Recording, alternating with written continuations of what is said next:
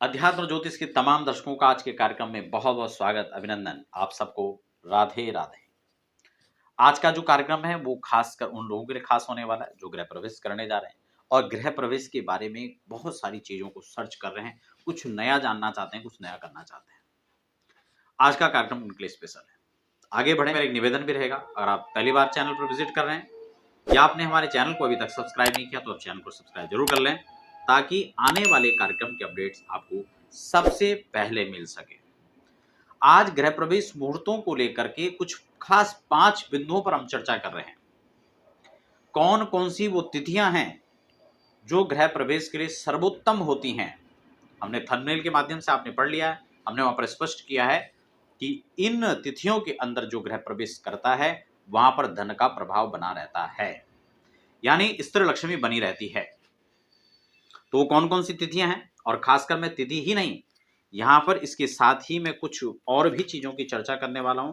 जैसे कि मैं खासकर 3 तिथियों की बात करूं, यहाँ पर करूंगा 3 खास नक्षत्रों की बात करूंगा, 3 खास बारों के बारे में बात करूंगा, 3 खास लग्नों की बात करूंगा जिसमें प्रवेश करें, चंद्रमा की बात करूंगा जब गोचर के चंद्रमा खास 3 भावों पर पड़ते हैं जो आपके लिए उत्तम वृद्धि का संयोग लेकर उत्पन्न होगा।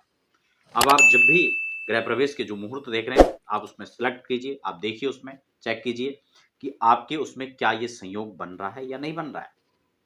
वो संयोग कौन से, सबसे पहले तिथि पर हम बात कर लेते हैं क्योंकि हमने तिथियों की बात की है। उन तिथियों में सबसे पहले पंचमी तिथि है, दूसरी सप्तमी तिथि है और तीसरी पूर्णिमा तिथि है। ये बहुत ही उत्तम संयोग बन रहा है, बहुत ध्यान से आप समझ लीजिए। अगर आप गृह प्रवेश कर रहे हैं और पंचमी तिथि आ रही है,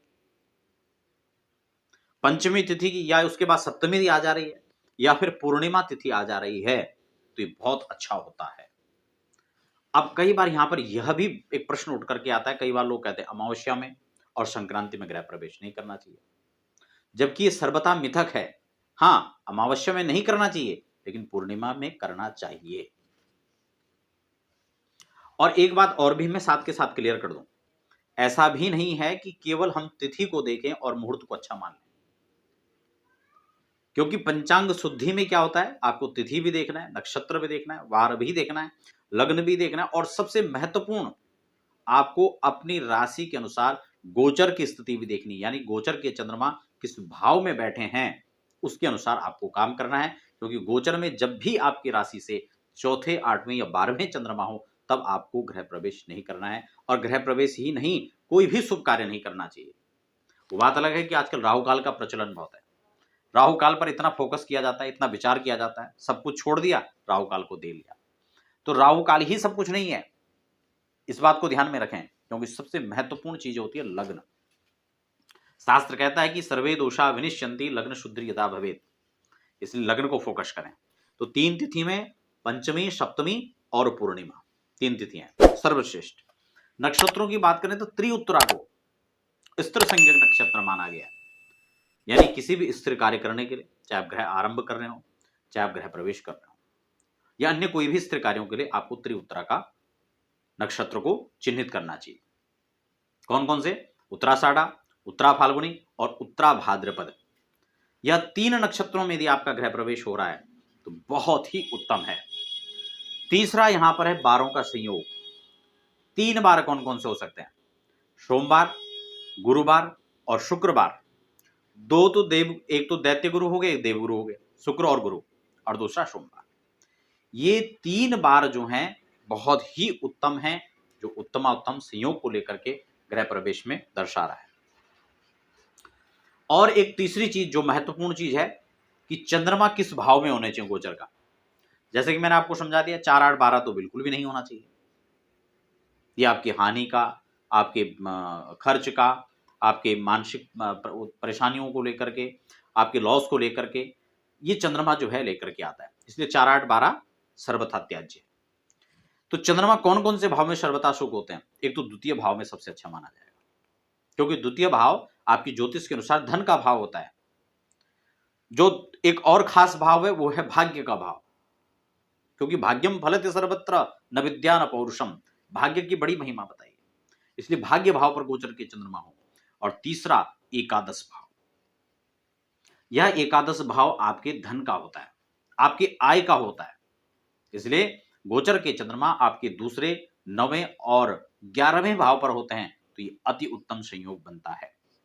और एक खास बात कि लग्न कौन कौन से होने चाहिए जिसमें आप गृह प्रवेश कर रहे हो। वैसे स्त्री लग्नों में चारों लग्नों को यहां पर जो है श्रेष्ठ माना गया है, लेकिन खास करके अगर वृषभ लग्न हो, सिंह लग्न हो या फिर कुंभ लग्न हो तो यह गृह प्रवेश करे महालक्ष्मी का पूजन के लिए यह उत्तम एक लग्न माना जाता है। इस लग्न का संयोग आपको ग्रहण करना चाहिए। और एक खास बात, जब आप गृह प्रवेश कर रहे हो, लग्न तो इतने सारे देख लिए, नक्षत्र भी देख लिया, तिथि भी देख ली, वार भी देख लिया, लेकिन पूजन का क्या हिसाब किताब है जरा उसको भी हम देख लें। गृह प्रवेश करने के लिए अगर 5 ब्राह्मण हो इन 5 चीजों के साथ में, ठीक है, 5 बातें मैंने आपको बताई हैं, और अगर 5 ब्राह्मणों के द्वारा अगर गृह प्रवेश की व्यवस्था बनती है तो इससे अच्छा संयोग भी कुछ और नहीं हो सकता है। लेकिन आजकल व्यवस्थाएं है कि लोग एक एक ब्राह्मण से करवाने में भी बहुत संकोच खाते हैं। लाखों करोड़ों के मकान बना, लेकिन लोहे के तसले में ही हवन हो रहा है, लोहे के कुंड में ही हवन हो रहा है, जिसमें कि हवन करना बिल्कुल निषिद्ध है। लोहे के हवन कुंड में क्यों नहीं हवन करना चाहिए, उसके बारे में पिछली वीडियो में बहुत डिटेल से चर्चा कर चुका हूं, आप उस कार्यक्रम को जाकर देख सकते हैं। हवन कैसे करना चाहिए और लोहे के कुंड में सर्वथा त्याज्य है, लोहे का कुंड नहीं है तो फिर किस में करना चाहिए, क्या ऑप्शनल व्यवस्था होनी चाहिए, और इतने संक्षिप्त हिसाब से मैंने बता रखा है कि आपके पास भी वो व्यवस्था है, आप उस विधान को फॉलो कर सकते हैं। अब है 5 ब्राह्मण, लेकिन पॉसिबल नहीं होता है 5 ब्राह्मणों के द्वारा, तो कम से कम 3 ब्राह्मणों के द्वारा आपका गृह प्रवेश हो तो बहुत उत्तम संयोग होगा इन सब चीजों के साथ में। लेकिन कई बार वो भी व्यवस्थाएं नहीं होती है, तो उसके बाद चाहे 2 हो, 1 हो, लेकिन कम से कम पूरी विधि के साथ हो, पूरे विधान के साथ हो, जिससे कि आप अपने घर में जब जा रहे हों तो वो घर आपके लिए उत्तरोत्तर वृद्धि का सूचक बने। आपके हर काम जो रुके हुए थे, जो पेंडिंग थे आपके काम, वो उस घर में पूरे हो जाएं। हर वो संकल्प, हर वो इच्छाएं, हर वो आपका एक भाव विशुद्ध जो कि आपका यहां से पूरा हो सके। इसलिए घर बार बार तो नहीं बनता है, हम हर चीज विचार कर करते हैं, हर चीज सोच कर करते हैं, लेकिन शायद हम कभी इस पर फोकस नहीं करते हैं कि हमारे घर में जो पूजा होनी चाहिए वैदिक विधि से होनी चाहिए, वास्तु का वैदिक शांति होना चाहिए, ग्रहों की शांति होनी चाहिए, पितरों का अर्चन होना चाहिए, और गुरु और ब्राह्मणों का आशीर्वाद जरूर मिलना चाहिए। तो ये सब चीजें हैं, आज खासकर 5 बिंदुओं पर मैंने यहाँ पर चर्चा किया और बहुत ही प्रेरक प्रसंग था, बहुत ही खास खास बिंदुओं को टच करते हुए मैं गया।